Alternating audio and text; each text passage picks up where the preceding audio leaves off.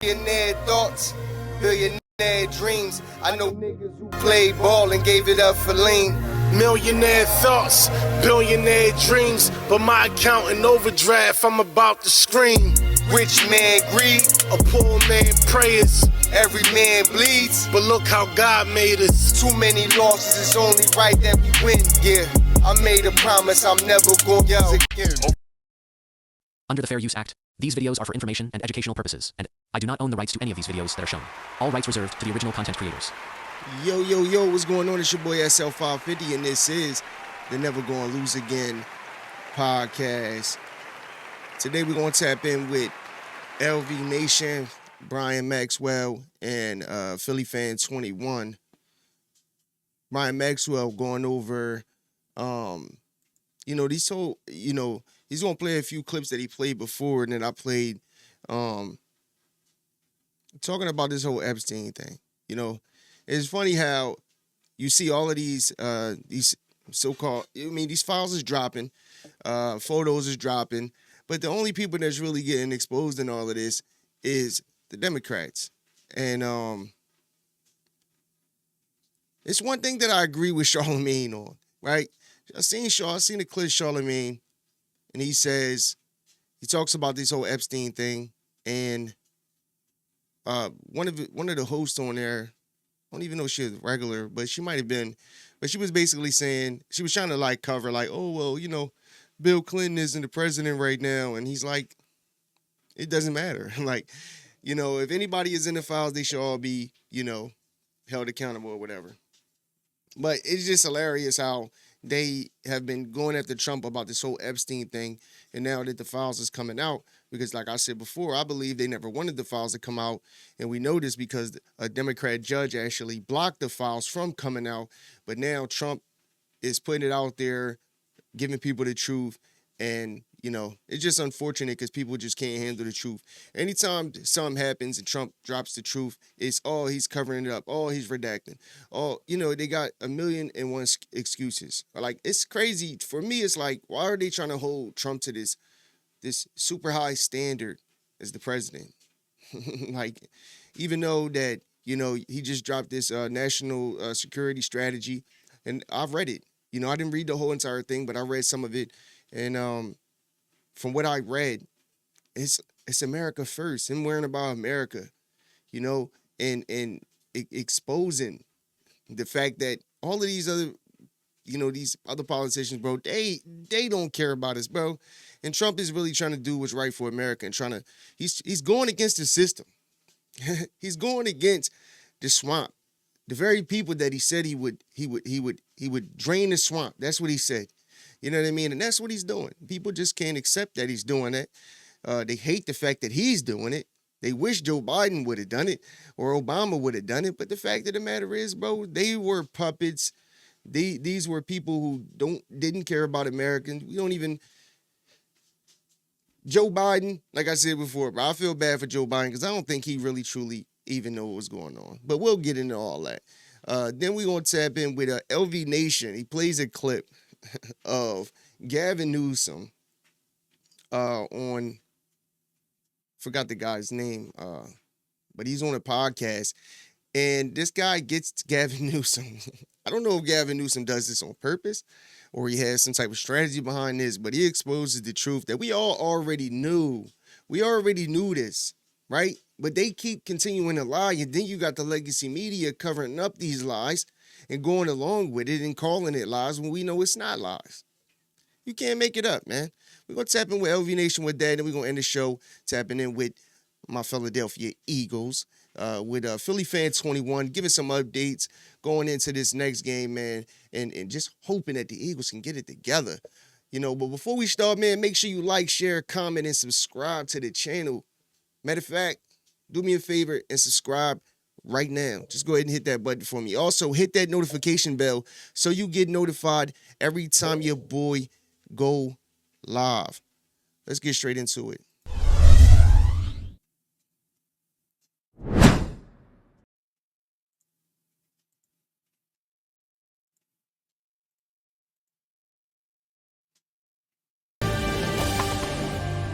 And welcome to Hannity. And tonight, the Monroe Doctrine is making a comeback. America now is reasserting their dominance over our own backyard, the Western Hemisphere. Forgot to. We're gonna tap in with some regular news with Shaun Hannity. That's my fault. We're gonna tap in with Shaun Hannity just to go over some broad news that's going on. And coming up, we're going to tell you why the seizure of Venezuela's rogue oil tanker was so critical. Also, DEI comes to Kentucky. Rachel Maddow, the conspiracy theorist, throws shade at Kamala Harris. Okay, and the state of Minnesota's quickly becoming a national embarrassment. We will show you how the state's top fraudsters spent, maybe over $1 billion of your tax dollars under the not-so-watchful eye of Governor, yes, you got it, Mr. Macho, Tim Walz. But first, chaos on Capitol Hill. Democrats turned what was supposed to be an important oversight hearing on Homeland Security, that keeps Americans safe and secure, into an absolute circus. Take a look. Regular. I'm very privileged and honored today to have my family with me. I'd like to introduce them to... Yo, anytime you see these hearings, bro, 9 times out of 10, bro, is a bunch of theater going on. These people just be ranting and saying a bunch of lies and a bunch of nothing. Disruptions of congressional business is a violation of law, is a criminal offense under federal law. Audience members are advised to take their seats and maintain order. The DHS Secretary Kristi Noem was interrupted by left-wing lunatics over and over and over again. Many were calling for ICE to be abolished. Some were even wearing costumes. But the behavior from elected Democrats, that was far worse. Congressman Benny Thompson, remember predetermined outcome, January 6th, Hollywood production? Well, he called the D.C. terror attack against 2 members of our National Guard an unfortunate accident? Really? You want to tell that to their families? Take a look. Madam Secretary, you and the gentleman from NCTC reference the unfortunate accident that occurred with the National Guardsman being killed. You think that was an unfortunate... What? Yo, he said an unfortunate accident. Like a nigga just fell over and his gun went off. Yo, bro, this is what we got today, bro. These are the people that's sitting on these benches and in these hearings. These are the types of people, bro. Yo, that's crazy. What? Accident? I mean, it was a terrorist attack. Wait. Look, I'll get it straight. Then you can He shot our National Guardsman in the head. Look, Mr. Chairman, will you direct the witness to allow me to ask my question? It was an unfortunate situation. Yo, hold on. Because this is the type of stuff that you get because these people hate Donald Trump so they got TDS so bad that anything that happens that goes against, anything American, these people are with, bro. What? Yo, this nigga just called it an unfortunate accident, bro. You can't make this up, bro. Unfortunate accident, really? Say that to the family members in this case. So remember, Thompson got famous for leading the second Trump impeachment witch hunt before reportedly deleting all that evidence that could have been helpful to the president days before the GOP took the majority. Now, his colleague, Congressman Thanadar, is currently trying to impeach the Secretary of War, Pete Hegseth, and is now also demanding that Secretary Noem resign. Take a look. Madam Secretary, your incompetence and your inability to truthfully carry out your duties of Secretary of Homeland Security. Bruh, come on, bro. I feel like anybody that doesn't have an English accent should not be a politician. I'm just being honest, bro. This nigga sound like he at 7-Eleven. Like, what the fuck? You're not fired. Will you resign? Sir, I will consider your asking me to resign as an endorsement of my work. Thank you very much.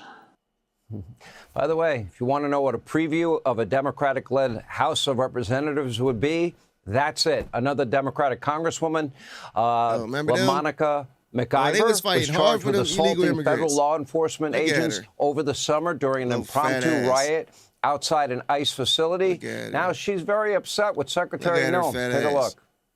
American people absolutely trust this department to keep them safe. And we are showing that every day by the support we get across the country, the amount of people that we're recruiting to all of our different agencies. Thank you, Secretary Noem. Do you agree that using DHS resources to target members of Congress is an abuse of power?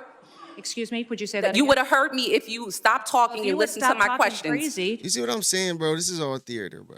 Like, come on. You gonna ask a question and then she responds, and then you cut her off.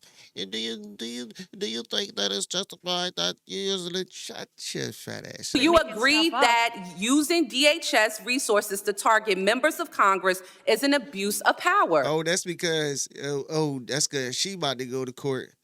She need to get locked up too. We are not doing that. We are out there enforcing the law, doing our work, and we are allowing oversight. Of course, we're not going to get any answers. With that, Mr. Chairman, I yield back.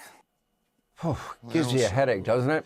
Right on cue, another Democratic lawmaker smearing ICE agents lied about their tactics and seemed to excuse violent attacks on law enforcement. Take a look at this one. The lack of respect and regard for the rule of law by this administration, and in particular by this secretary, is at a level that we have never seen and violates all of the constitutional norms and all of the principles of legal fairness in this country. And you're seeing that manifest itself in threats to law enforcement and bubbling over because people are frustrated. You know why they say this clown shit? They're just mad.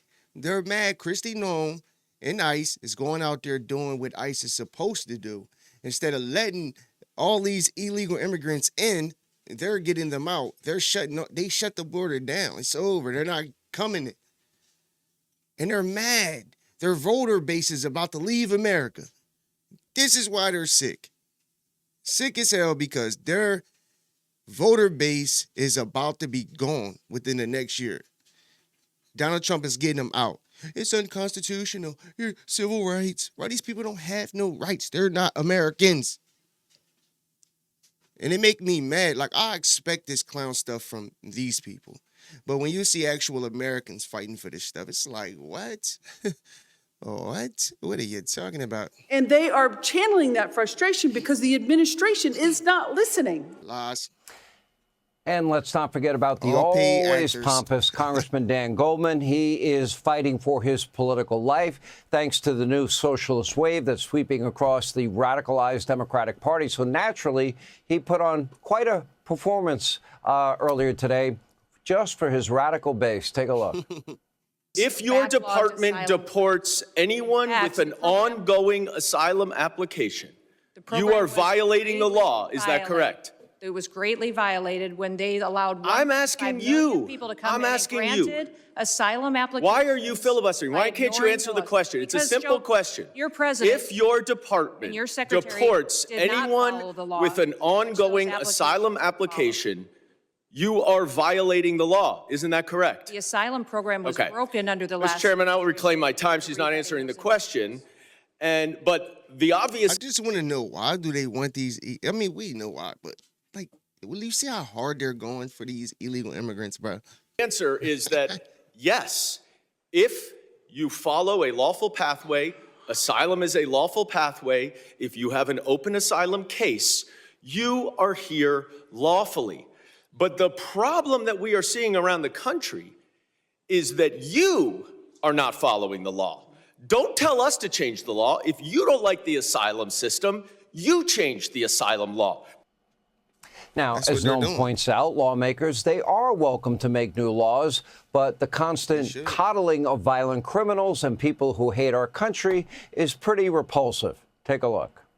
I think it's shameful to see the defense of individuals who break our laws. We are a nation of laws. If we are not a nation of laws, we're no nation at all. And that is what we are doing every day, is following those. If you guys don't like the law, go change it. That's your job. You don't complain. I was raised by a dad who said we don't complain about things. We fix them. Well, go fix them. If you don't like the law, quit bellyaching, quit hitting and attacking our ICE officers, quit going out and protesting and screaming vile things at them, quit calling them names. We wouldn't let our children do that. Go do something that actually matters by having an honest debate and changing the law. That's your jobs. You all should be fired, in my viewpoint. Yeah. They all should be fired because of the Biden administration. And of course, they got cover from all these, quote, elected officials and lawmakers. Joe. The sheer amount of threats that we are now facing is almost unthinkable. Take a look. NCTC has been crunching the numbers and going through the sheer volume of known and suspected terrorists that are in the country that came in under the Biden administration. So far, NCTC has identified around 18,000 known and suspected terrorists that the Biden administration let come into. Key word that he said, right? He said identify, which means they know for a fact that these people are in this country. Think about that. 18,000. And that's not even, that's just known. That's not even including the people that we don't know who they are. Bro. And these people are defending this. That's the craziest part. They're defending it. All to get back in power. They're literally willing to ruin America, ruin the country, prices out of the world, everything unaffordable for illegal immigrants to be here so they can have a new voter base, bro.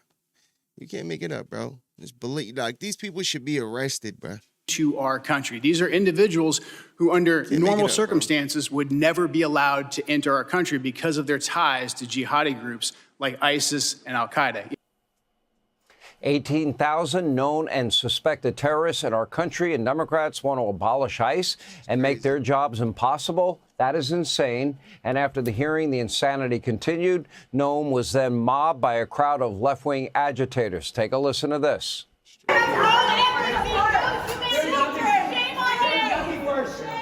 Someone who uses a baby as a political tool while taking babies away from the family. You are the modern day SS. You are the Gestapo. Shame on you, Christina. Shame on you, Christina. Shame on you. The mob mentality on the left, coupled with a complete lack of perspective on real security concerns, is troubling us. Shame on you for doing your job. Shame on you for having a child. We don't believe in children. We love abortions. Fucking weirdos, bro. Say the least. America so what does this mean for federal agents on the ground? Nation, hey everyone, I'm Emily. You can't make this stuff up, bro. It's so weird, bro. The shit that is going on, you can't make it up, bro.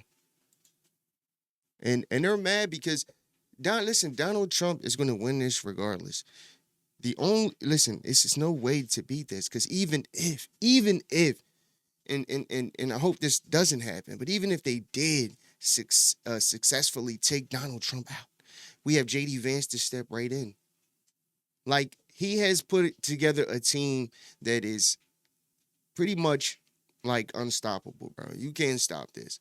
The only thing that I want is, and I think Donald Trump wants too, is the fact that, they need to get more aggressive, to be honest with you. They need to get more aggressive with these motherfuckers, because these people is not playing. They're not playing fair at all, bro. And I just don't like seeing what's going on, bro. You see all of this stuff is coming out. And this is why conservatives, in a way ain't fucking with a lot of shit that's going on, because you see all of this stuff coming out, these people getting exposed and whatnot, but nobody's getting held accountable. Nobody's going to jail, nothing. You just seen Letitia James say, they said they're not picking up the indictment because they got all of these Democrat judges who are willing to just throw these cases, out the window for whatever reason, bro. Things need to change, bro.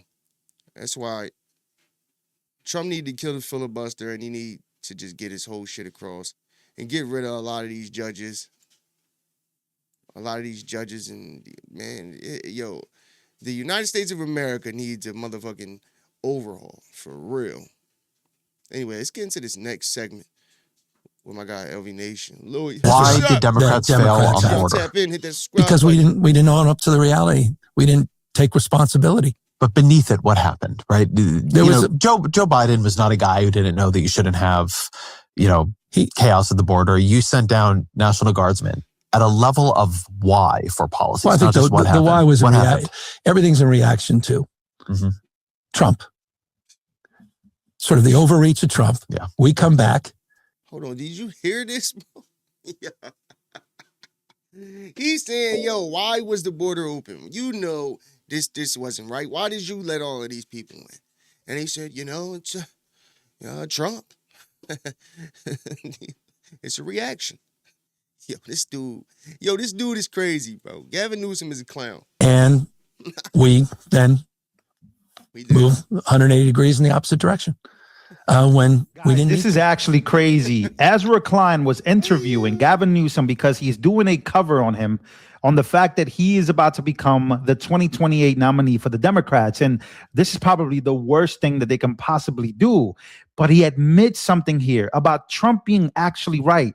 There's two things that I took from this that you guys have to see. Watch this. Watch what Ezra Klein says. He says, what makes Newsom so fascinating right now are his contradictions, the places where he's going in two directions at once. We talk about a lot of this here. So during this interview, I want to show you this clip that's actually insane, right? So Democrats giving health care to undocumented immigrants is something that Trump often talks about. In California, Newsom actually did it, and he's defending it. And he's also talking about how he actually failed the border through his state. Watch this. This is damning information, ladies and gentlemen. What the hell is Gavin Newsom doing right now? Watch what he's admitting on camera. As it relates to undoc healthcare, yeah, I'm proud of that because I believe in universal healthcare. Others may say it. I did it. First state in the country, regardless of pre-existing conditions, ability to pay, and regardless of your immigration status. I promised that. I promote. Hold on. Not Gavin Newsom, who said that illegal immigrants can't get Medicaid, Medicare, whatever you want to call it. Not Gavin Newsom saying this. Now he's openly saying, oh, I got to keep it real with my base. This dude is a clown, bro. A straight hypocrite, a straight liar. This dude is the worst of them, bro. I'm not even exaggerating, bro. He's definitely top 3 worst Democrat right now. Like, bro, this is crazy. I promoted it. What? Promoted it. I ran 3 times on it. I did it when I was mayor. People know who I am. We failed on the border. Wait. First of all, he's saying he failed on the border. Did he just admit that on camera? Look at Ezra Klein's face. Yo. Look at his face. He's saying he's going in so many directions at once. And he's actually admitting this. So Trump is right about that? Remember when... Listen, hold on, bro. Louis. Trump is always right. He's been right. He was right about the fake news. He was right about Epstein. He was right about, the border, immigration. Trump been right this whole time, bro. Exposing these people. Exposing them. And the thing is, Gavin Newsom's not dumb. I think Gavin Newsom is saying, you know what, bro?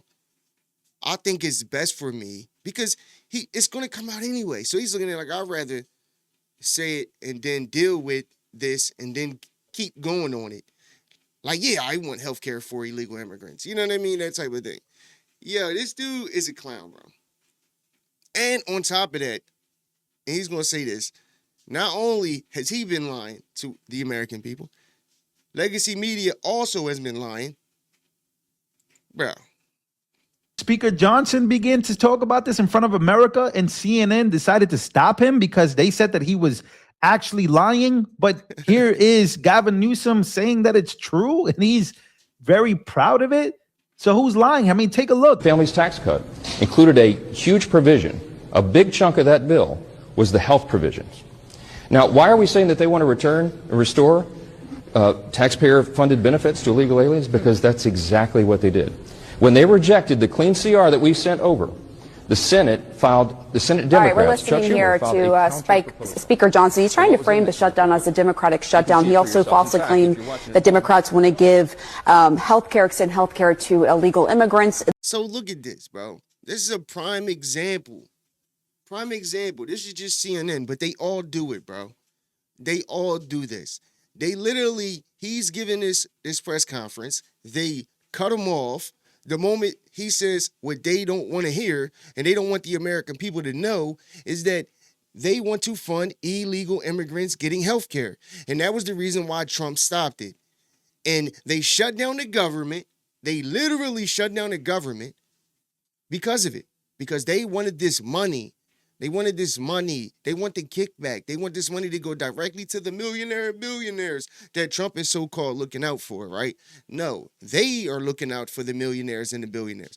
That's why you notice every single thing that has been going on, the root of it is Democrats trying to get large sums of money. Large sums of money, and they bitching and complaining, oh, Trump is bad. Trump wants to see children die. Trump wants to see people homeless. No, you want to see people homeless. You want to see children die. Y'all could care less. Your party is the party of, depopulation. Let's remember that. Now, that's a fact. That is not true. Illegal immigrants are not eligible for federal health care programs. But here's where it gets 10 times better, ladies and gentlemen. Keep listening to this. Ran 3 times on it. I did it when I was mayor. People know who I am. We failed on the border. We need to own up to that. Largest border crossing in the Western Hemisphere in my state. Spent $1 billion+ to do migrant centers, try to put a lid on things. And it was quite critical, but I tried to do it in a respectful way of the Biden administration. We failed on the border. We have to own that.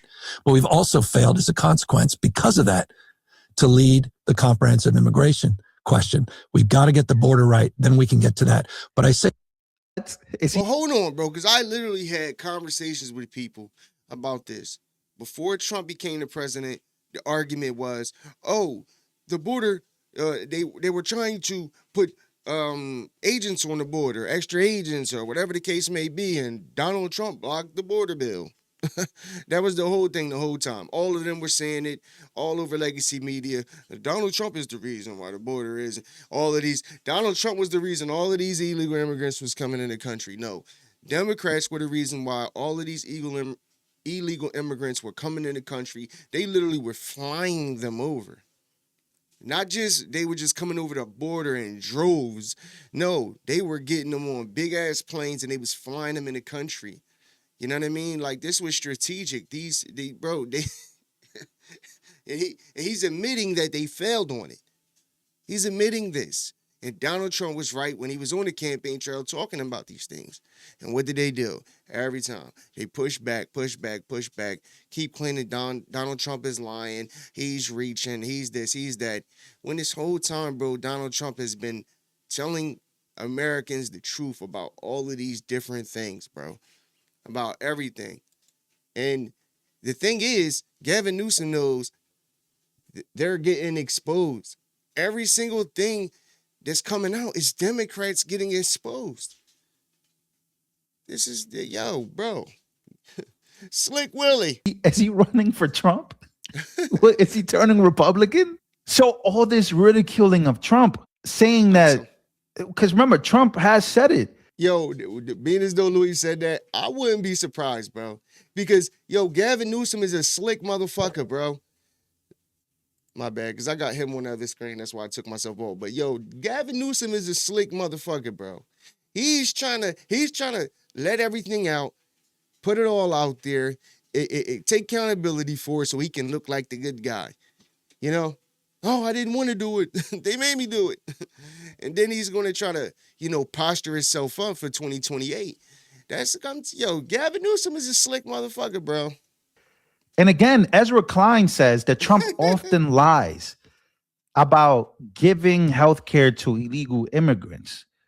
But yet here he is admitting that. And now he's also saying that they actually did fail on the border. So he's making some... Let's keep going. Let me not get distracted here. But you guys get where this is going. This is pretty crazy. There's more. We've got to get the border right. Then we can get to that. But I say that to make the point. You don't need sanctuary policy in this country if we have a federal government doing its job. In the absence of that, we'll deal with the cards that are dealt. And one of the cards that are dealt is people are going to end up in the emergency room, and you're going to pay for that one way or another. I want to keep people out of the emergency room. I want to keep people healthier. I want to keep people safer. And that's why we've advanced these values. Trump uses it as a cudgel, uses it very effectively to attack our party and our values. but I'll stand up to it. And good people can disagree, but I'm very mindful. Why did Democrats fail on the border? Because we didn't own up to the reality. We didn't take responsibility. But beneath it, what happened, right? Joe Biden was not a guy who didn't know that you shouldn't have, chaos at the border. You sent down National Guard. The same Joe Biden that I show clips of, who said, it might be controversial, you may not like it, but I'm voting to put 700 miles of fence on the border. That same Joe Biden, bro. Come on. Stop it. Guardsmen at a level of why for policy. Well, I think the why was everything's in reaction to Trump. Sort of the overreach of Trump. Yeah. We come back. Hold on. And hold on. Is he saying that the Democrats, let all of these illegal immigrants in the country as a reaction to Trump? What? What is he saying? We then move 180 degrees in the opposite direction when we didn't need to or shouldn't have. And you saw mass migration across the country. It was hardly unique in the United States. You had all of the shock and supply chain shock and issues around COVID, coming out of COVID, et cetera, that created even more pressure. And then it became overwhelming. And then what also became overwhelming was this notion that we can't do it without Congress. And then Biden then proved Trump right by doing it without Congress. And in the last 6 months. Yo, bro. Oh, Ezra Klein may have just totally diminished his chances. Trump is about to use this during campaign season. What is he? Like when Trump is officially about to leave office. And hey, yo, bro, they are going to kill Gavin Newsom with this footage right here, bro. They is going to kill him. Gavin begins to campaign because right now he does look like the favorite. He does look like the favorite to run, right? Between him and AOC, he has the biggest chance right now. You know, if you look at Kalshi, you look at the betting markets, heavy money is on him actually becoming the front runner. And I'm pretty sure when Trump nominates either JD Vance or Marco Rubio or whoever he's going to do, right? Those are the best two. You guys let me know who you guys think Trump is going to throw out there. They're going to use this. Listen to everything he is saying. Listen to everything. This guy, what's the word? A chameleon? Like this dude it's like 10 things coming out at once. Word up. And Ezra is noticing that. He did say massive shit in that one little rant. He said so much.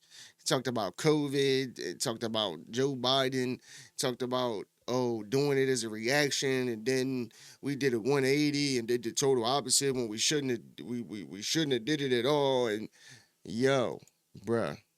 And he even said there's just so many contradictions. And now he's admitting that Trump is actually right, and he was right. He's all the fighting on Trump.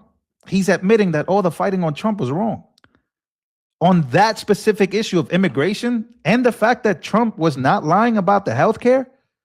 But here we go. Because again, the closing statements is what gets me here. And then proved Trump right by doing it without Congress. In the last 6 months, we saw a significant decline in border crossings under the Biden administration that ultimately led to benefits for Trump, claiming he did it all at the end when he really closed the gap marginally. But we paid a huge price for that. And we picked up, I think, the wrong lessons in the midterms. We outperformed in the midterms. And this was a time when all Democratic governors were critical. You saw it publicly. And then they did better than we all expected. And they said, why don't we just focus on these other issues? Mistake. Yo, shout out to LV Nation, bro. Hey, yo, bro. Straight. Listen, bro. The fact of the matter is, every time they come out with these things, they spew a bunch of lies, and then it gets exposed. But by the time it gets exposed and people see the truth, they're over it already. They don't really care, bro. People are just gonna ride no matter what with these snakes in the Democratic Party. No matter what.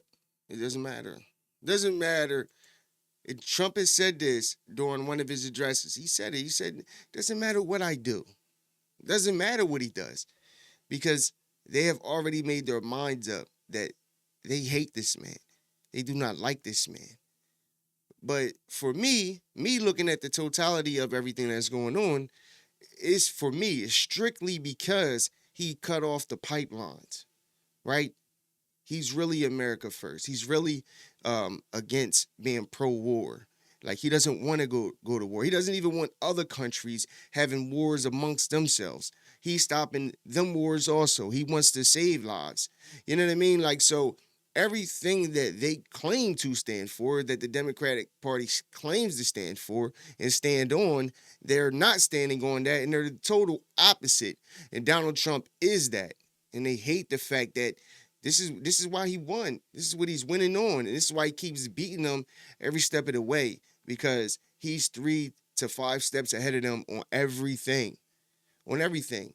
And it's funny because they play certain clips of, like, when he was at a cabinet meeting and he said, Epstein, you still talking about Epstein? And everybody running this clip trying to make it seem like, oh, he's trying to hide something. He's hiding something. He doesn't want us to know. And then now you see, they haven't even been talking about Epstein at all. And we're going to get into this, but they haven't even been talking about Epstein, right?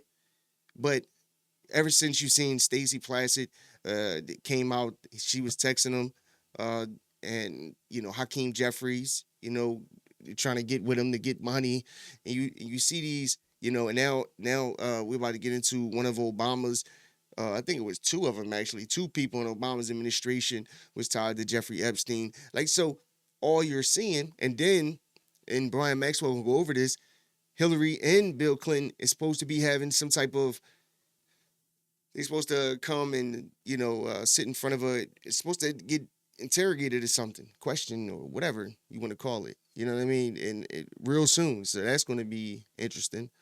And we'll see what comes of that. But, bro, these people are getting exposed, bro. And they're mad because Trump is winning. He's winning. And they hate it. And tomorrow, you know what? Yeah, tomorrow, right? Tomorrow I want to play this video too of I started following this lady, this white lady, got an interesting show. I forget her name. I can't get it right now. But she was going over the what was it? The national security strategy that I brought up in the beginning of the show. She went over that and things that are in it and how they're trying to crucify it and say, you know, it's racist. Everything is racist, bro. Everything Trump does is racist. It goes against the Constitution and all of this stuff. But when you really look in it, which I did, I looked over the strategy, the bullet points, the strategies, right? And maybe we'll go over it tomorrow. We'll actually pull it up. I actually have it. And we'll go over some of them, you know what I mean? And see, is this America first? Is this him actually doing what's right for America? Or is this being racist? Is this being, something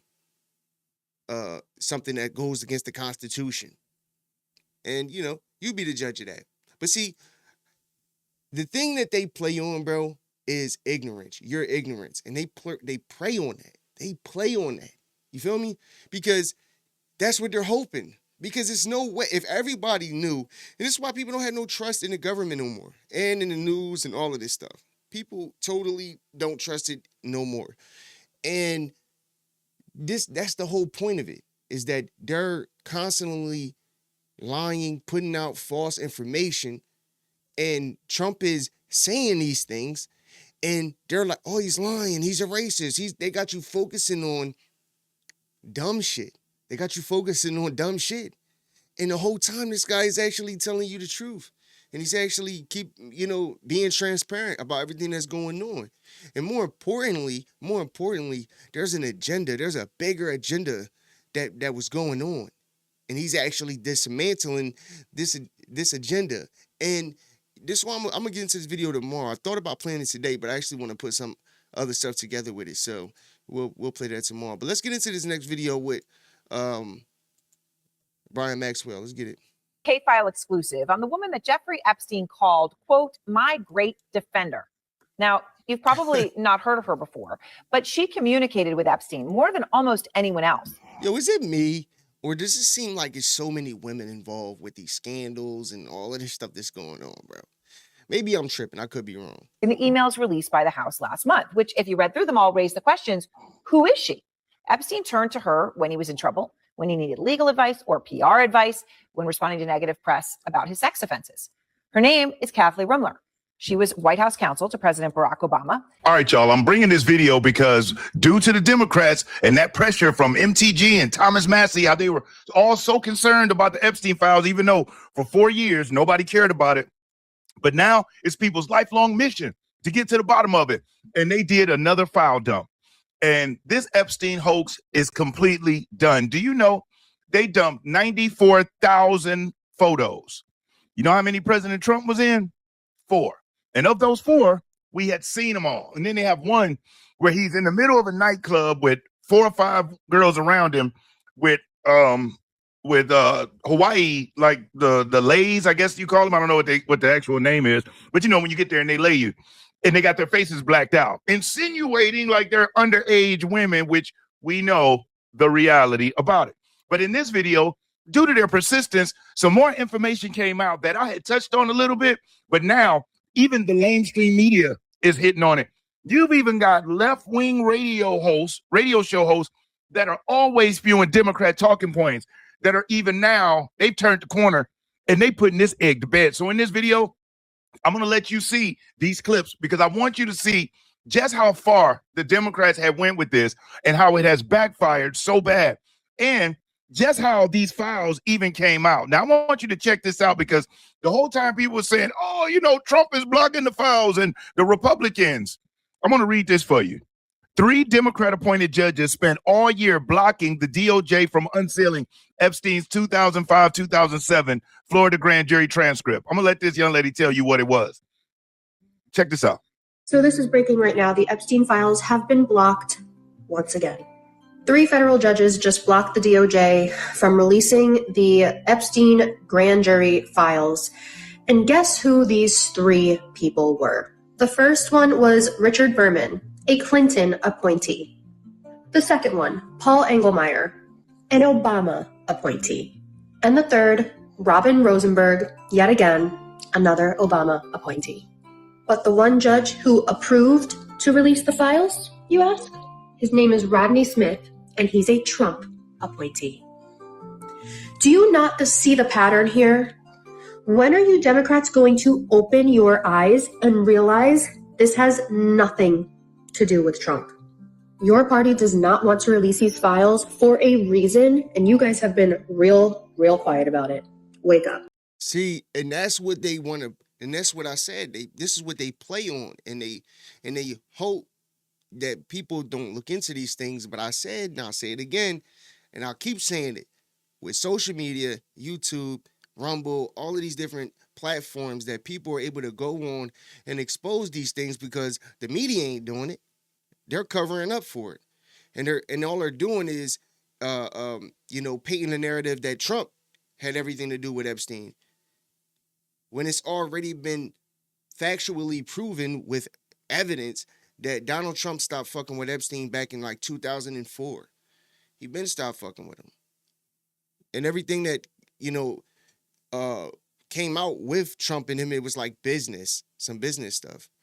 But on top of that, they claim, like I said this before, I was like, the Ghislaine Maxwell trial was going on in 2023. You forgot about that? And I'm like, well, what happened in 2024? The facts of the matter is, Democrats are blocking the Epstein files from coming out. This is like what she just said isn't new information. They're blocking the Epstein files from coming out. But see, you don't know this until you actually do some research and realize that, these Democrat judges are blocking the files. That's why it's not coming out. It's not because of Trump. You know what I mean? And then they're redacting it. They're redacting a lot of stuff. You see them with these pictures, and it's all to make it look and appear as though Trump has something going on with Epstein, because they're so focused on making Donald Trump, look a certain way. And I'll give it to them. They've done a good job with it, because damn near half the country hates Donald Trump. But even when you watch guys like James Klug and they on the streets and interviewing these people, and they genuinely ask them questions about all of these different topics. They don't have nothing. They don't even know why they don't even like Trump. They're just a Democrat, and they know that Democrats don't like Trump and they're against Trump, and that's it. It's literally it. Everything that they say, oh, Donald Trump is a pedophile. Donald Trump is this. Donald Trump is that. How? How is he a racist? How is he a PDF? They calling it. How? How is he? And they can't never back it up with no information. Even the ones that's out here, that's on Piers Morgan and stuff like that. Like Brian Shapiro hates Trump, always spewing a bunch of garbage, but can't back it up with no factual evidence. And Tim Pool exposed him. Yo, you can't make this stuff up, bro. All right, so you heard her. So now all this talk about Trump trying to block it is the Trump-appointed judge who released it, even though the Obama and Clinton judges blocked it, and for a good reason. Now, I want to set this off. You may or may not have seen this clip, but this is of Bill Gates. And, you know, Bill Gates is all up in the Epstein files, but I want you to listen to what Bill Gates says about his relationship. And then I'm going to follow it up with what his ex-wife said about the relationship. You tell me who's telling the truth. Check this one out. Was reported at that time that you had a number of meetings with Jeffrey Epstein, who, when you met him 10 years ago, he was convicted of soliciting prostitution from minors. What did you know? So hold on. Because you got it. She said that he met him and dealt with him after he was convicted, and he had that year and a day or whatever it was, and he'll go over that, but he was dealing with him after. About him when you were meeting with him, as you've said yourself, in the hopes of raising money? You know, I had dinners with him. I regret doing that. He had relationships with people he said, you know, would give to global health, which is a interest I have. You know, not nearly enough philanthropy goes in that direction.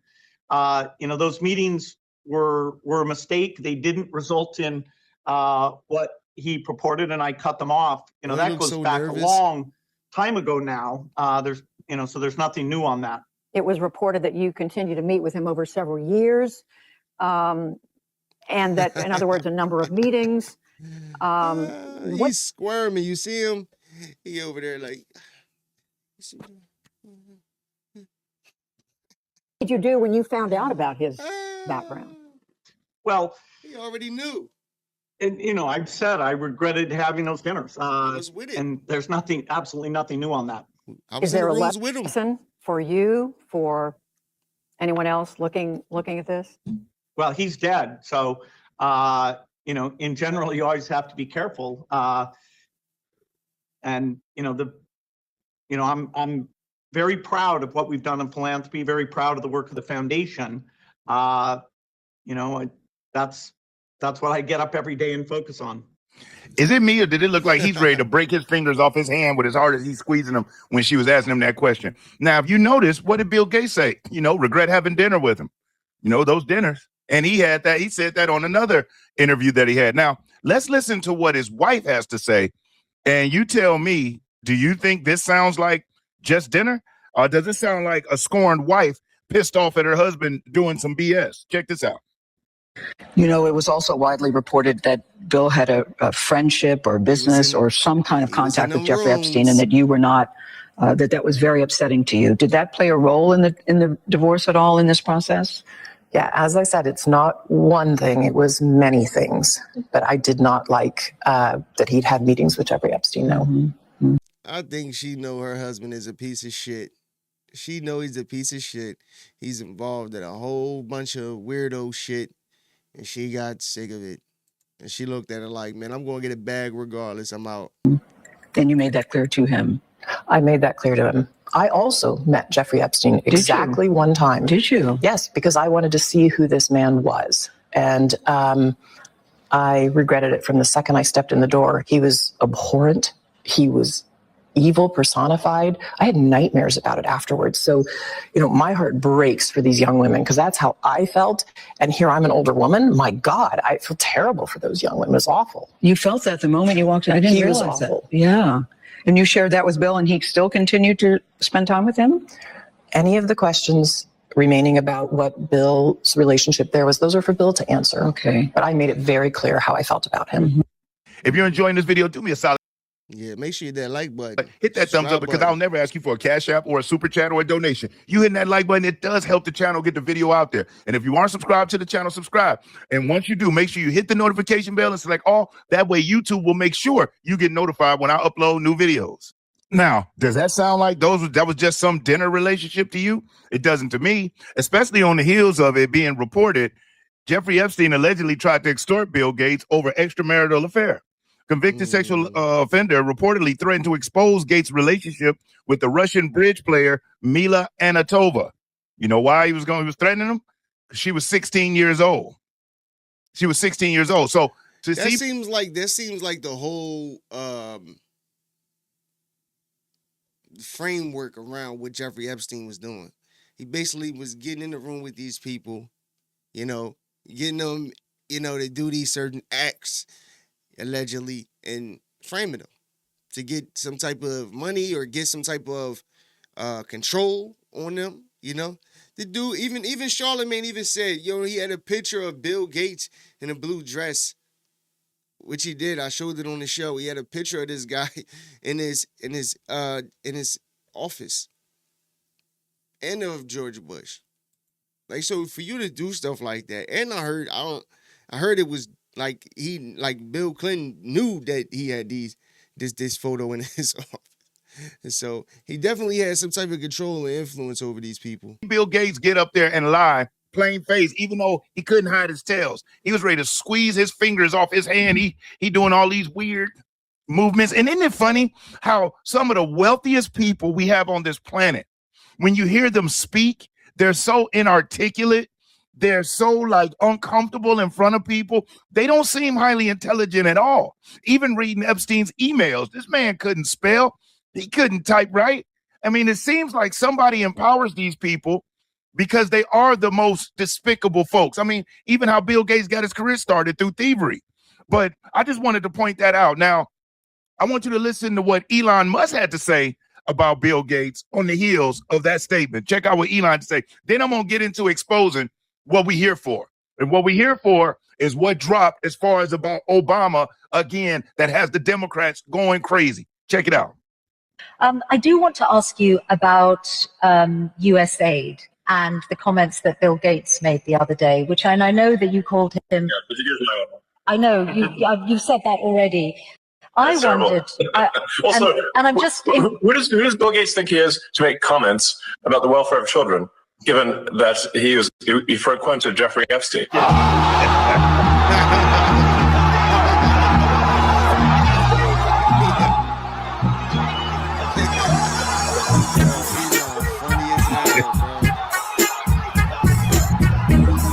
I do want to ask you. I thought that was hilarious, but Elon didn't hold any punches on him, did he? Now, one thing about Epstein also is that him and Bill Clinton, we know the relationship, but this thing goes all the way back to the late 90s as far as with him blackmailing him.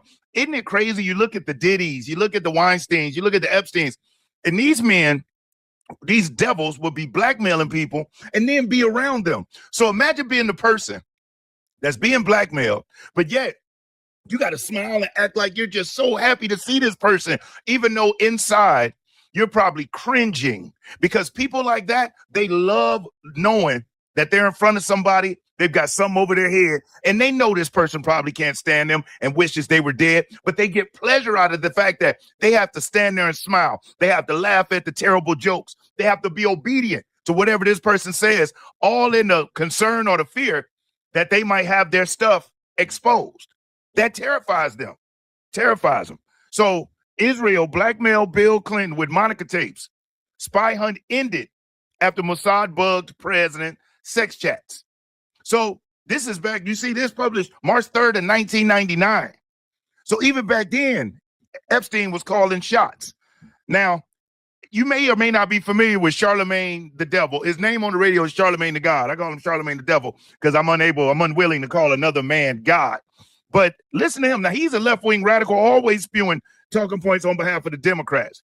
But even he sees through the hypocrisy of what just was released with all of these documents. Check this out. I want to take a minute to give a shout out to the sponsor of this video and partner of the channel, Chapter. Now, seniors, right now. It's just funny how the news works. Bill Clinton, wrote a letter to, Jeffrey Epstein as well for his birthday, but nobody's talking about that. And Jeffrey Epstein had a picture of Bill Clinton in a dress and high heels, in his New York mansion. But that's probably the most honest, as far as politics goes, the most honest I've seen Charlemagne talking about the Democratic Party. Nobody's talking about that. My thing is this. I don't care who's on the list. Everybody got to go. Burn it all down. Like, that's just simple as that. Mutually assured destruction. Whoever's on that list need to go. Nobody needs to be protecting pedophiles. I don't care what party they are. No, period. And, to that point, though, Clinton is not the president right now. If he was. Why it's always women? It's always women trying to defend the garbage, bro. Like, straight loser shit. I think that, anyways, I think he would still be under scrutiny if he was the president right now. No, he wouldn't, because liberal media wouldn't push the issue.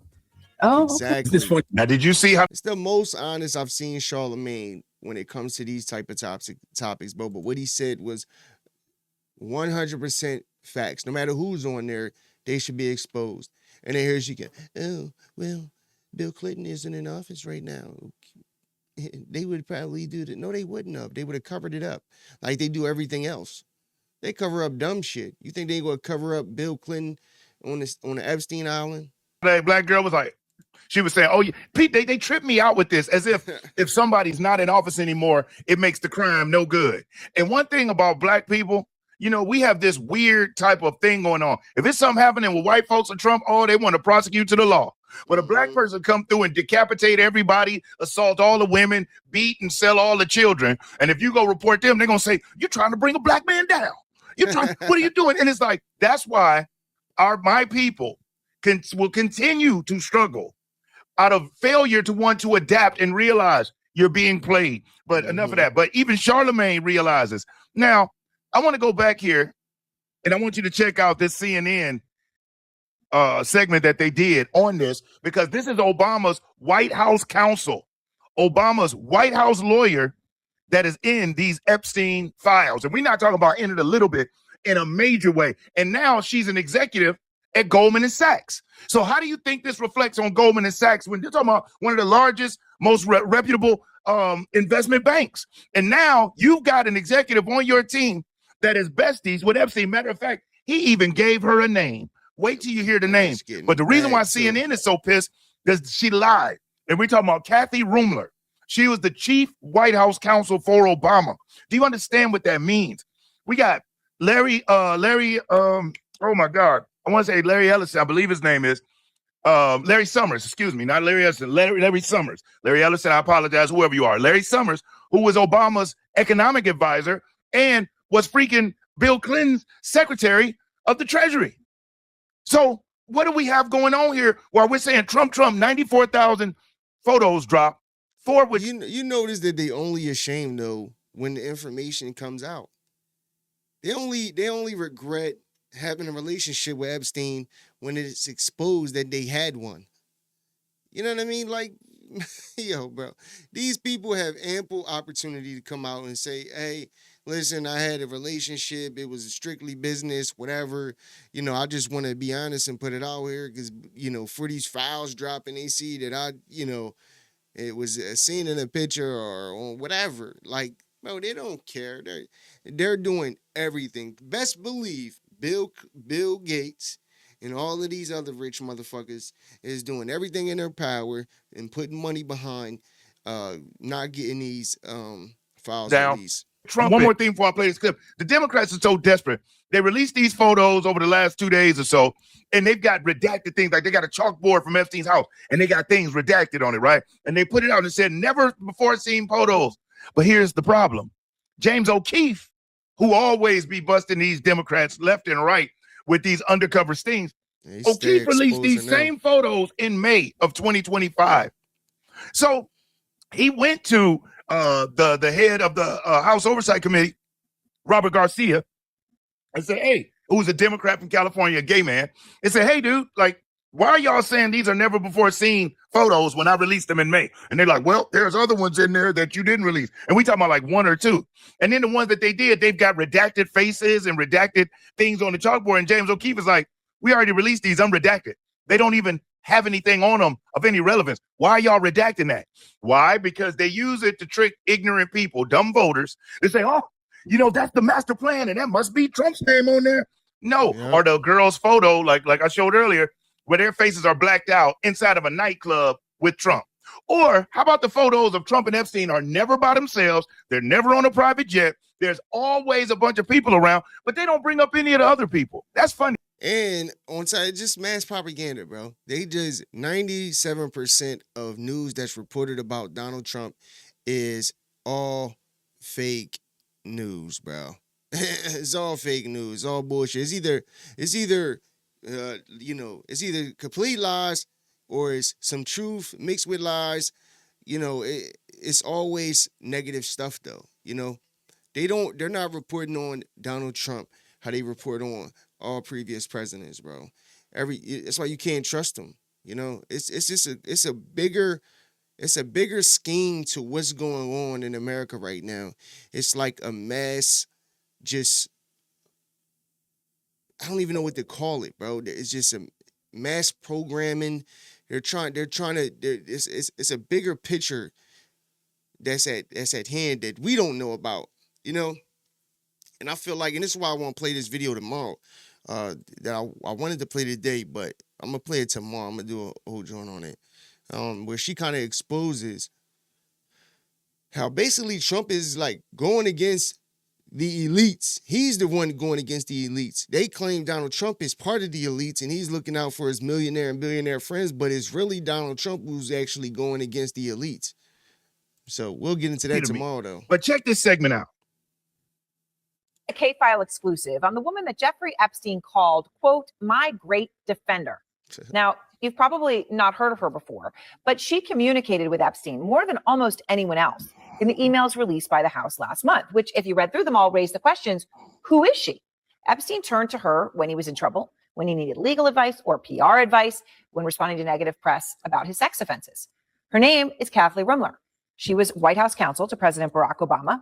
She now is the top lawyer at the storied investment bank Goldman Sachs.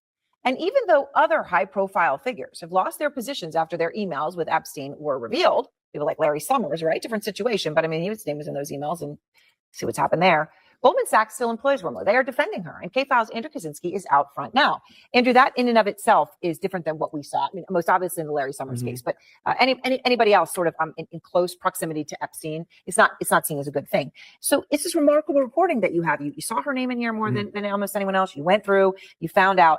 Can you tell us more about the relationship between her and Epstein? Yeah, absolutely. Look, so CNN's K-File, we went through the newly released emails, texts, and Epstein calendar entries, and they reveal a friendship that we found was far deeper and far more personal than previously known. These documents show more than 100 exchanges that Rumler was scheduled to meet with Epstein more than 50 times in a 5-year period. Wow. And look, these weren't just brief check-ins. They included lunches and dinner with celebrities, people like Bill Gates, Woody Allen, Steve Bannon, and Aaron. In message after message, we found Epstein was turning to Rumler. She was clearly a trusted confidant, someone Epstein turned to when he was worried about headlines examining his history of abuse of minors. Rumler appears to have even helped, this is something we found, even helped craft a public relations statement for Epstein in response to a forthcoming Washington Post editorial in 2019 that was calling on Congress to investigate him. Now, this was a few months before he was indicted on federal charges. Take a look at this right here. Epstein texted someone, we don't know who it is because it was redacted by House investigators, but he texted someone with what he called the Rumler proposal, writing, "This is what Kathy suggests we tell the Washington Post." Now, the statement starts, "The criticism is wrong," and the middle sentence here is really key. It says, "Far from receiving a sweetheart deal, Mr. Epstein was subject to a lengthy, aggressive, and highly unusual federal investigation for what were, in essence, local offenses."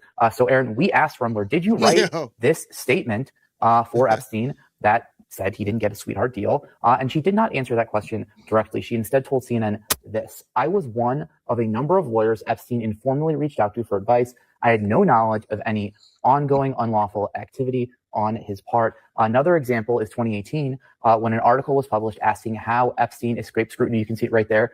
It was in the Daily Beast during the Me Too movement. Epstein sent the article to Rumler, to which she replies back to him, quote, calling it a novella of rehashed crap. Now, we asked Rumler about this, and Rumler told CNN she was calling the article crap, but not the allegations, saying I was obviously referring to the reporting, not the allegations of any victims. I have deep sympathy for anyone victimized by Epstein. And as I've said many times, I regret ever knowing him. All right. I want to ask you another question. bet But just to you be do. clear, the deal that she referred to as a sweetheart deal, just to be clear, we are referring to the deal with Acosta in Florida. Regret where he got You to, regretted when you was go home every day. The very famous continue. one that is called Yeah. a sweetheart deal. Absolutely. Okay. That's what we're talking about. All right. I just want to be clear. So she's okay. So that's important. And just so y'all know, they're talking about when he was sentenced to prison, he was able to leave every day for like 12 hours a day and was going to his mansion and working all day, come back in. And of course, allegedly befriended some guards. Put it like this. He only showed up there to go to sleep. And even that's questionable. So he did not serve his time like anybody else who had assaulted a young person. And it was only for 1 year and a day. It was a year and a day is all he got. He got a county bid, man. They gave that nigga a county bid, man. Shout out to Brian Maxwell, man. Exposing the truth on this whole Epstein situation, bro. Because they getting out here, and you don't even see them talking about it right now. I know I haven't. This past couple weeks, ever since when that Stacey Flassy stuff dropped, and then Larry Summers and all the stuff started coming out, you don't even hear them talking about it no more. And that's what they do, because it's on to the next thing. It's on to the next thing that they can use to try to impeach Trump, try to put something out there, the narrative. So when these midterms come up, the election can get swayed their way. It's all it's about, bro. It's about power. It's all it's about. You know what I mean? These people are jokes, man. But, hey, man, it is what it is. On to the next.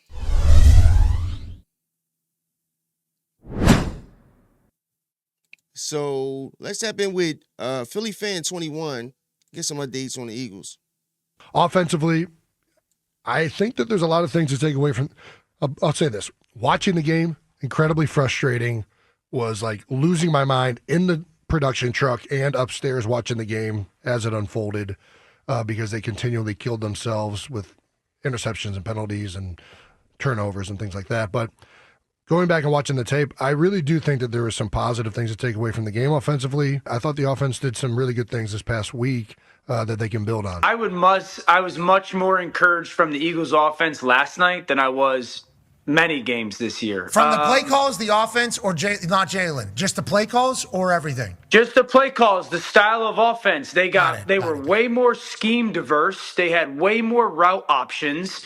There were guys open more consistently last night than there have been all season. Yeah, I mean, this is pretty much what I've been saying the past couple days, and several film breakdowns after the Chargers game only further prove that point. I mean, the Eagles offense took some clear strides in terms of play design, route concepts, and just the overall design of the offense in general, whether it was going under center and creating some advantages in the run game, which definitely paid off, or it was playing off of that and going with some nice play action coupled with better route concepts. I mean, they had some designed rollouts and different formations, which were nice as well, and just overall, it was a really nice change of pace for this offense, and definitely a step in the right direction. Now, again, not saying it was perfect. I mean, there were still plenty of... Jalen Hurts also, he be missing some reads, bro. He be missing some reads, and I'm talking about touchdown reads, where I'm like, yo, how didn't he see that? But hey, man, when you're not on that field, you can't relate, bro. It's just what it is. And, you got 300-pound motherfuckers coming at you. It's different, but, Jalen Hurts was missing reads that he normally won't miss, and that one thing that I want to see Jalen Hurts start doing at the end of the season and going into this playoffs is start looking at his progressions faster. I feel like he's been hesitating way too much, and it's putting him in these, scramble situations, and most of the time, it's either a bad pass or he's throwing it in his intentional grounding or something. And he's got it, and that's what these plays, and I'm watching some of these play schemes, they were better, and this is why it's important for the play calling to get better. Because if you're going out here with these, these ABC plays, it's not gonna pan out, and he has to be able to get that ball out quick. And them little flat passes is cool when you're trying to get a little quick, it's 3rd and 2 when you're trying to get a quick first down or something. But when it's 3rd and long, bro, and you need a first down and you dumping it off in the flat, to me, that is crazy. You got to do. I'd rather see under the center, I formation, play action. I want to see, you got that. You have way more options coming out of a play action type scheme. And he needs this. He's been hesitating so much this year. And I'm just watching like, yo, he's like, bro, in the NFL, you have to let that ball go. You got to let it go. And no matter what, even if you're throwing it out, you gotta get rid of it quickly. You gotta be able to look to, 1, 2, you gotta look fast. Like, it's just a lot. Problems with the scheme and play calling, and there were still very poorly designed and schemed plays in this Chargers game, and the film breakdowns show that as well. But again, no doubt it was definitely a step in the right direction. Which, by the way, that directly correlates with Nick Sirianni apparently stepping in and taking more control of the Eagles offense last week. So, not saying he's an offensive genius or anything like that, but he definitely deserves some credit for helping to get things moving in the right direction. Now, the key is just going to be, one, can they build on that and implement some more things this week? And also, can the players execute? Because that was obviously the main problem in the loss to the Chargers. But if they can do that and put it all together, there might honestly be reason to be cautiously optimistic about this offense moving forward. I know you guys obviously caught some of the changes we made this week, but it's kind of, it's kind of an antagonist to every week, right? When we do something very well, then there's another thing that comes up and kind of bites us, and then we got new things that come up maybe 2 weeks later, and then 2 weeks later after that, and so we just got to find a way to put it all together, and that's every aspect of what makes this unit, makes this group what we are. So we've got to find a way to do that at a high level. Yeah, we definitely. And one thing that I love about Jalen Hurts, bro, is no matter what, and I have confidence in Jalen Hurts because he's a winner. That's one thing nobody can say. Jalen Hurts is a winner. And but this is football. It's a team sport, and everybody has to play their part. And this is why when A.J. Brown had he had every right to say some of the things he's been saying. But this is why you need that, things to gel. You know what I mean? Defense start gelling. They're playing way better, looking really good. And now we just need the offense to click. Minus, you can't. You got to accept the fact that we don't have Cam Jurgens and we don't have Lane Johnson, who are two major pieces, especially having Lane Johnson. And I said this yesterday on the show that I believe that we should really wait on bringing Lane back because Lane, let's be honest, great player, one of the best at his position for sure, but he's injury prone. It's just what it is, and he's at the ladder of his career, so he needs to. If I'm the Eagles, I'll sit Lane, possibly play him against the Bills, but we don't need to play him against the Raiders, bro. We don't need to play him. We can play and beat the Raiders without him. All we need to do is keep the play calling expanding, number one. But offense starts with the offensive line, though, because you need to run the ball. If you can't run the ball, it's going to be very hard to get the pass game going. But if you can run the ball, it's going to open up everything. Plus you got Jalen being able to run out the backfield too. But you need that running game going. So the offensive line starts with the offensive line. And they know it. If they can get the offensive line to, do what they did even against the Chargers, you see what Saquon could do. When he has them pockets, he's going to hit it. Definitely made strides. I think the O-line did a really good job of establishing the line of scrimmage. So it always starts up there, establishing a line of scrimmage, and then it's my job to set us up and put us in the right position and make plays when plays are needed to be made. And we had some success in that last week. Now you just build on it and, most importantly, try to get a win. The place I think the Eagles have to start is the run game. Yep. I mean, again, that finally got going this past week against the Chargers. Saquon had his second best game of the season, and the offensive line was doing a much better job just executing and getting movement in the run game. So I think they should double. I ain't gonna lie, I gotta run that back real quick. Because, did you see him hit them? Did you see him hit that? Like, look at this. Finally got going this past week against the Chargers. Saquon had his second best game of the season, and the offensive line was doing a much better job just executing and getting movement in the run game. So I think they should double down on that, build on the under center stuff that worked, and commit more to the overall run game going forward. And then, in turn, that should open up everything else. Now, unfortunately for the Eagles, it doesn't look like they're going to be getting the help they so desperately need along the offensive line this week, as the latest injury updates from practice regarding the O-line aren't exactly super promising. Now, for one, Landon Dickerson missed practice on Thursday with a calf injury, but recording this before the final injury report came out, my guess is that this is partially just a rest day for Landon because he was limited on Wednesday, so I would expect him to play. But again, worth noting that he's been beat up all season. And then unfortunately, once again on Thursday, right tackle Lane Johnson was absent from practice. So it really is seeming like we're going to have to wait yet another week for his return.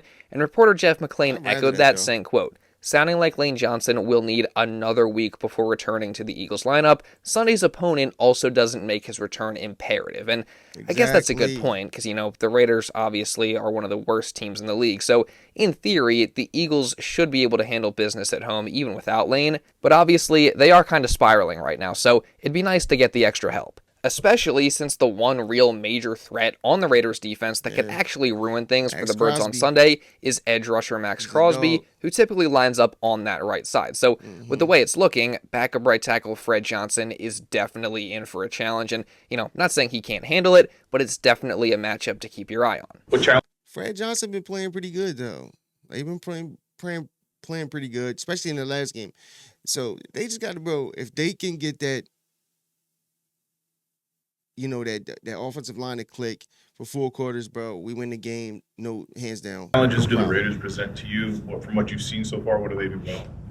Well, they got a really disruptive front led with Max Crosby, and the way he plays, he's all over the field, has a high motor, so definitely got a lot of respect for him. And their linebackers are, I feel, very underrated in how they play and fly to the ball, how physical they are, and so we just got a good defense in front of us, and we just got to go out there and really find our game and play our game. Aside from Max Crosby, this Raiders defense is actually semi-underrated, as they're ranked towards the middle of the pack in total yards, pass yards, and rush yards, while also being near the bottom in points allowed at number 24, allowing 25.5 points per game. So, they're obviously not great, but probably better than you would initially expect from a team that is 2-11. And we've seen this Eagles offense struggle very recently against defenses that are statistically worse than the Raiders, such as the Cowboys and Bears. So the Eagles offense is looking to put it all together this week and bounce back, but they definitely can't take this Raiders defense too lightly. Now, that's a fact, man. Shout out to Philly Fan 21, man. That's the Eagles segment. Yo, Eagles going, listen, man. That's all we need. Is it good if we can end these last 4 games, and especially go and play Buffalo and handle business? I think playoffs is going to look very, very good. We need some wins. We need to go to the playoffs with some wins, and hopefully, in that, I'd rather be in that 1 or 2 seed for sure. But we'll see, man. We'll see what happens, man. But we got the tools. We just got to show up. And I'm happy that Lane Johnson isn't playing because he's a key piece that we need in the playoffs, and we can't afford for him to get re-injured. Because if he gets re-injured, it's over. It's a wrap. You know what I mean? But on another note, politically, I just, I hope that, I really hope that in the end, come 2020, end of 2026, going into 2027, when the economy is booming and things are looking up, and all of these people with this Epstein and all this fraud and get exposed, Ilhan Omar gets deported, just all of these things that need to happen. People need to be held held accountable, so that way they know. So that way the people know. It's not even necessarily anybody. Fuck the politicians. It's about the people knowing that when these things happen, people will be held accountable accordingly. Not getting locked up for fake shit, not making up and trumping up charges to try to go. They keep talking about going after your political opponent. Come on, stop it. Stop it. They went after Trump for 8 years, bro. 10 years. Whole decade going after this man. Then, raided Mar-a-Lago, then, lock this man up, then Trump charges up on him. Like, bro, so much. I don't feel bad for none of these people. They deserve everything that they get, especially if it's honest. You know what I mean? It's not like Trump is coming out with all of these, fake, allegations. These things are really happening. But the unfortunate part is that the Democratic Party isn't a weak party. They definitely got power. They definitely got a lot of influence within the government, within the judicial system, and more. So that's the scary part. And we're going to see. And I hope nothing comes of it, bro. But like I'm going to keep saying, I don't put nothing past these people, bro. I put nothing past these people. But anyway, man, sorry for the outage, man. It is what it is. But I'm going to combine the videos and then I'm going to repost it. And, so that way you get the full video. But that's a show for today, man. If you fuck with the show, make sure you like, share, comment, and also subscribe to the channel. Just subscribe right now. Get it over with. It costs you nothing. Also, hit that notification bell so you get notified every time your boy go live. This your boy SL550. This is the Never Gonna Lose Again podcast. Until tomorrow, I'm out. Millionaire thoughts, billionaire dreams. I know niggas who played ball and gave it up for lean. Millionaire thoughts, billionaire dreams, but my account in overdraft, I'm about to scream. Rich man greed, a poor man prayers. Every man bleeds, but look how God made us. Too many losses, it's only right that we win. Yeah, I made a promise I'm never gonna lose again.